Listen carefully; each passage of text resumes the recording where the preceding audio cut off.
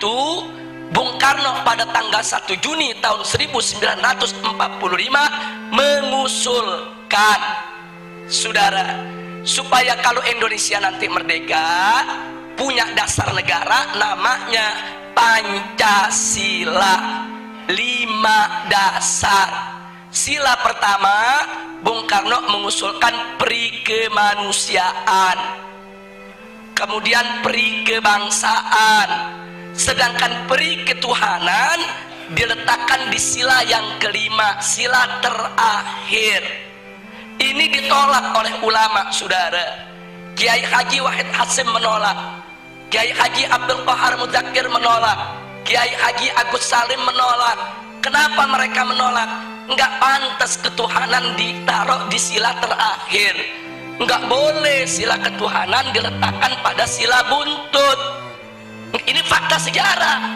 Karena itu para ulama kita berjuang dalam forum PPPKI supaya ketuhanan naik menjadi sila yang pertama. Kita ingat, ini setelah terjadi perdebatan sengit pada tanggal 22 Juni 1945 disepakati oleh NU, Muhammadiyah, Sarekat Islam, oleh Bung Karno, Bung Hatta, Bun Yamin, semua sepakat. Apa yang mereka sepakati, saudara? Bahwa Pancasila, satu, ketuhanan dengan kewajiban menjalankan syariat Islam bagi pemeluk-pemeluknya. Dua, kemanusiaan yang adil dan beradab. Tiga, persatuan Indonesia. Empat, kerakyatan yang dipimpin oleh hikmat kebijaksanaan dalam permusyawaratan perwakilan.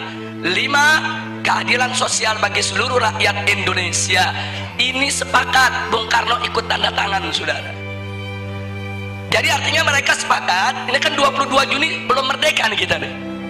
22 Juni 1945 ini sebelum merdeka. Jadi semua sepakat kalau nanti kita merdeka, inilah dasar negara kita. Nah, itu disebut konsensus nasional. Singkat cerita, akhirnya diproklamirkanlah kemerdekaan kita pada tanggal 17 Agustus 1945. Begitu diproklamirkan, maka mulai saat itu dasar negara kita adalah Piagam Jakarta 22 Juni 1945 yang tadi sudah disepakati. Tapi kemudian timbul protes dari pemerintah Jepang. Jepang nggak terima. Kenapa ada kata-kata syariat Islam di bagian pertama? Alasan Jepang, orang-orang Kristen di Indonesia Timur protes. Kalau pakai syariat Islam mereka nggak masuk negara Indonesia. Saudara, akhirnya Bung Karno dan Bung Hatta ditekan supaya menghapuskan kata syariat tersebut. Tanggal 17 setelah proklamir kemerdekaan. Nah, akhirnya Bung Karno dan Bung Hatta menggelar sidang PPKI pada tanggal 18 Agustus 1945. Nah, dalam sidang tersebut Kiai Haji Wahid Hasyim tidak hadir karena sudah perjalanan pulang dari Jakarta ke Surabaya. Kiai Haji Abdul Qahar Muzakir dari Muhammadiyah tidak diundang. Nah, kemudian Kiai Haji Agus Salim dari Sarekat Islam tidak diundang. Ada apa kiai-kiai kita tidak diundang, saudara? Bisa dibaca. Kalau kiai-kiai kita diundang, mereka nggak bakal setuju syariat Islam dihapus, saudara. Makanya supaya ini lolos, ini goal, kiainya nggak usah diundang, saudara. Jadi marginalisasi ulama itu udah mulai terjadi semenjak kita kemerdekaan, saudara. Disingkirkan ulama kita. Akhirnya begitu digelar sidang yang hanya 2 jam sidangnya cuma 2 jam terburu-buru. Kemudian sila pertama Pancasila diganti dengan apa? Ketuhanan. Itu aja, saudara. Sedangkan kalimat dengan kewajiban menjalankan syariat Islam bagi pengikutnya itu dicoret, saudara. Nah, akhirnya ada beberapa tokoh Islam yang hadir seperti Ki Bagus, saudara, dari Muhammadiyah menolak karena beliau tahu ini ulama NU, ulama Muhammadiyah, ulama Sarekat Islam gak bakal terima ini diganti. Terjadi perdebatan. Nah, akhirnya dapat solusi. Apa solusinya? Ini perjuangan Ki Bagus ini dari Muhammadiyah, saudara. Solusinya ya sudahlah, syariat dihapus nggak apa-apa.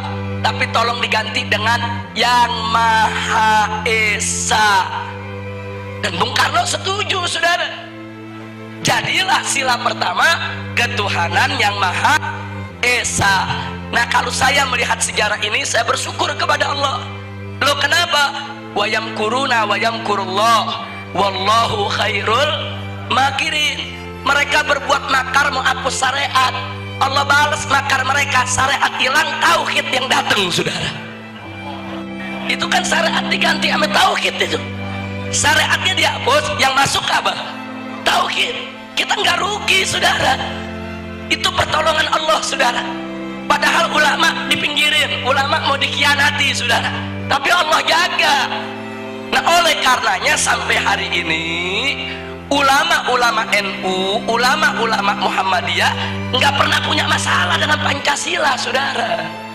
Nggak ada ulama NU nolak Pancasila, ulama Muhammadiyah nolak Pancasila, para habaib nolak Pancasila. Nggak ada. Loh, kenapa para habaib, ulama, kiai dan ajangan tidak menolak Pancasila? Karena mereka tahu Pancasila adalah ijtihad ulama, karya ulama. Nah, itu yang ingin saya garis bawahi, saudara. Jadi jangan sekali-kali menuduh ulama ini anti Pancasila. Wong mereka yang buat kok, mereka yang rumuskan kok, saudara.